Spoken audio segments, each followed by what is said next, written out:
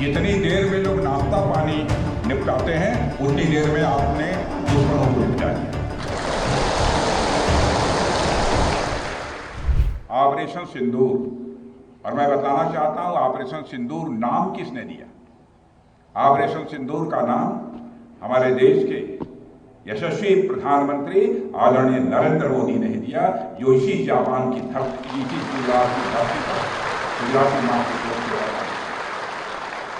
और ऑपरेशन सिंदूर के दौरान जो कुछ भी आपने किया है, समस्त हिंदुस्तानियों को, चाहे वो भारत के रहने वाले हों अथवा दुनिया के दूसरे देशों में रहने वाले हों, सभी गौरवान्वित हुए हैं।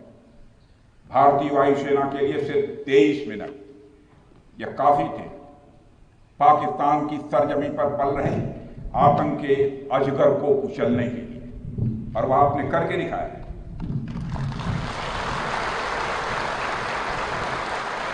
और मैं ये कहूं तो यह कहना गलत नहीं होगा, जितनी देर में लोग नाश्ता पानी निपटाते हैं उतनी देर में आपने दुश्मनों को निपटा दिया।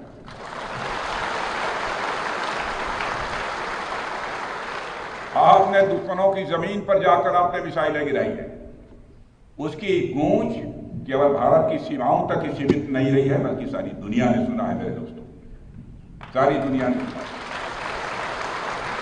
और वास्तव में वह गूंज सिर्फ मिसाइल्स की ही नहीं थी, वह गूंज थी आपके शौर्य की और भारत के सेना के जवानों के पराक्रम की। ऑपरेशन सिंदूर में भारतीय वायुसेना ने जो प्रभावी भूमिका निभाई है, उसकी सराहना इस देश में ही नहीं बल्कि दुनिया के दूसरे देशों में भी हो रही है। आपके इस ऑपरेशन में न केवल दुश्मनों को डोमिनेट किया है आपने, बल्कि उन्हें डेसिमेट करने में भी कामयाबी हासिल की है। आतंकवाद के खिलाफ चलाए गए इस अभियान को नेतृत्व हमारी एयरफोर्स ने ही किया, और हमारी एयरफोर्स एक ऐसी स्काई फोर्स है जिसने अपने शौर्य, पराक्रम और प्रताप से आसमान की नई और बुलंद ऊंचाइयों को भी छू लिया है। मैं chief air marshal AP Singh को भी इसके लिए मैं बधाई देना चाहता हूं, उनके पूरे ऑफिसर्स, उनके पूरे टीम, उनके सारे जवानों को भी मैं बधाई देता हूं। और साथियों, कोई छोटी बात नहीं है कि हमारी एयरफोर्स की पहुंच पाकिस्तान के हर कोने तक है, और ये बात पूरी तरह से साबित हो चुकी है तो हमारी तीनों फोर्सेस की, लेकिन आज एयरबेस पर आए हूं इसलिए मैं इसकी चर्चा कर रहा हूं। और आज स्थिति यह है कि भारत के फाइटर प्लेन बिना सरहद पार किए ही यहीं से उनके हर कोने तक सीधा प्रहार करने में पूरी तरह से सक्षम है। और पूरी दुनिया ने देख लिया है कि कैसे आपने पाकिस्तान की धरती पर मौजूद आतंकवाद के 9 ठिकानों को ध्वस्त कर दिया। बाद में की गई कार्रवाई में उनके अनेक एयरबेस भी तबाह कर दी है। ऑपरेशन सिंदूर के दौरान इंडियन एयरफोर्स ने केवल पराक्रम ही नहीं दिखाया है, बल्कि पूरी दुनिया के सामने प्रमाण भी दिया है। प्रमाण इस बात का कि अब भारत की युद्ध नीति और टेक्नोलॉजी यानी तकनीक भी दोनों बदल चुकी है। आपने प्रधानमंत्री मोदी जी के नेतृत्व में नए भारत का संदेश पूरी दुनिया तक इस बार पहुंचा दिया है।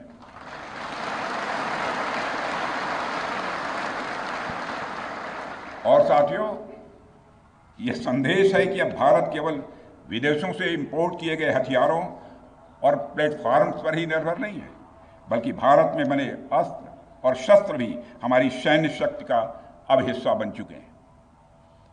अब भारत में बने और भारतीय हथियारों से बने हथियार भी अचूक और अभेद्य हैं। यह पूरे विश्व ने देख लिया है। ब्रह्मोस मिसाइल की ताकत को तो पाकिस्तान ने खुद स्वीकार कर लिया है। हमारे देश में एक कहावत काफी पुरानी है, और वह है दिन में तारे दिखना।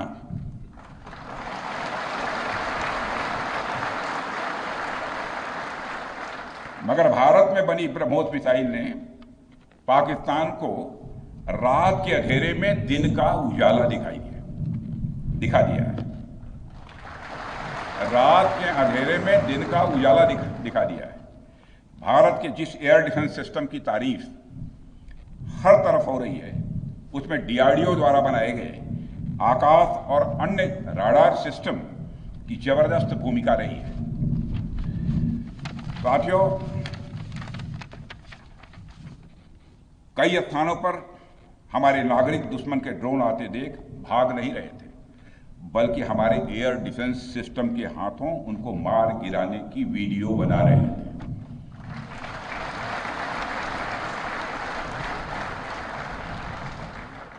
अब ड्रोन देखकर लोग भागने लगते हैं, लेकिन हमारे भारत के नागरिक वीडियो बना रहे थे। साथियों, आपने पाकिस्तान में मौजूद टेरर इंफ्रास्ट्रक्चर के खिलाफ प्रभावी कार्रवाई की है, मगर पाकिस्तान फिर से इस कोशिश में लग गया है कि ध्वस्त हुए आतंकी ढांचे को फिर से खड़ा किया जाए। वहां की सरकार पाकिस्तानी आम नागरिकों से लिया गया टैक्स जैशे मोहम्मद जैसे आतंकवादी संगठन के आका मसूद अजहर को करीब 14 करोड़ रुपए देने में खर्च करेगी, जबकि वह यूनाइटेड नेशंस डेजिग्नेटेड टेररिस्ट घोषित हो चुका है। इतना ही नहीं, लश्कर-ए-तोयबा और जैश-ए मोहम्मद के मुरूद के और बहावलपुर स्थित टेरर इंफ्रास्ट्रक्चर को फिर से खड़ा करने के लिए पाकिस्तान सरकार ने आर्थिक सहायता देने की घोषणा की है, लेकिन निश्चित रूप से इंटरनेशनल मॉनेटरी फंड से आने वाले $1 बिलियन के बड़े हिस्से को टेरर इंफ्रास्ट्रक्चर को फंड करने में इस्तेमाल होगा, ऐसा मेरा मानना है। क्या यह इंटरनेशनल मॉनेटरी फंड IMF द्वारा, जो कि एक इंटरनेशनल ऑर्गेनाइजेशन है, उसके द्वारा इनडायरेक्ट फंडिंग इसे नहीं माना जाएगा? मैं दुनिया के लोगों के सामने यह सवाल रखना चाहता हूं। इसलिए मैं मानता हूं कि आज के समय में पाकिस्तान को किसी भी तरह की आर्थिक सहायता टेरर फंडिंग से कम नहीं है। भारत यही चाहेगा कि IMF पाकिस्तान को अपनी $1 बिलियन की असिस्टेंस पर वह पुनर्विचार करे और आगे भी किसी भी तरह की सहायता देने से IMF परहेज करे। भारत नहीं चाहता जो फंडिंग हम IMF को करते हैं वह डायरेक्ट या इनडायरेक्ट किसी भी तरीके से पाकिस्तान या किसी भी देश में टेरर इंफ्रास्ट्रक्चर को बनाने में वह इस्तेमाल की जाए। हम नहीं चाहते। साथियों, अब यह स्पष्ट हो गया है कि पाकिस्तान में आतंकवाद और वहां की सरकार का चोली दामन का संबंध है। स्टेट और नॉन स्टेट एक्टर के बीच का नकाब अब पूरी तरह से उतर चुका है। अतः इस परिस्थिति में यदि वहां परमाणु अस्त्र एटॉमिक वेपन रहते हैं तो इस बात की संभावनाओं को भविष्य में नकारा नहीं जा सकता कि कभी वो आतंकवादी तत्वों के हाथों में चले जाएं। ये सिर्फ भारत के लिए नहीं बल्कि पूरी दुनिया के लिए और पाकिस्तान की आम जनता के लिए भी एक गंभीर खतरे की बात होगी। सारे विश्व और खासकर पाकिस्तान की आवाम को यह समझना होगा कि वो कितने बड़े खतरे के मुकाम पर बैठे हैं। वो एक ऐसे बारूद की ढेर पर बैठे हैं जिसके चारों तरफ माचिसों आपस में लड़ते हुए लोग हैं। इस हालात के लिए पाकिस्तान की फौज को संदेश देना चाहूंगा, कागज का है लिबास, चिरागों का शहर है, चलना संभल संभल के क्योंकि तुम नशे में हो।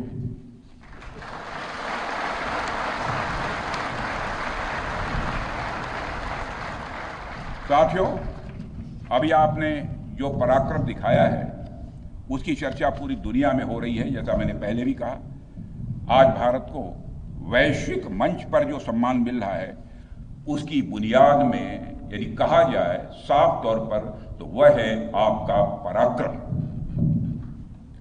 और यही कारण है कि भारत का बच्चा बच्चा आपको अपना आइडल मानता है, बच्चा बच्चा आपको अपना आदर्श मानता है। आपने पूरे देश को यकीन दिलाया है कि नया भारत अब सहन नहीं करता बल्कि वह पलटकर जवाब देता है।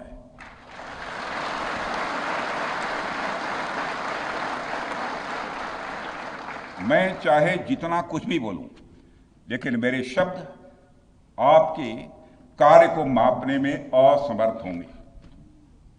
मैं कृतज्ञ राष्ट्र की ओर से आप सबके प्रति पुनः आभार व्यक्त करता हूं।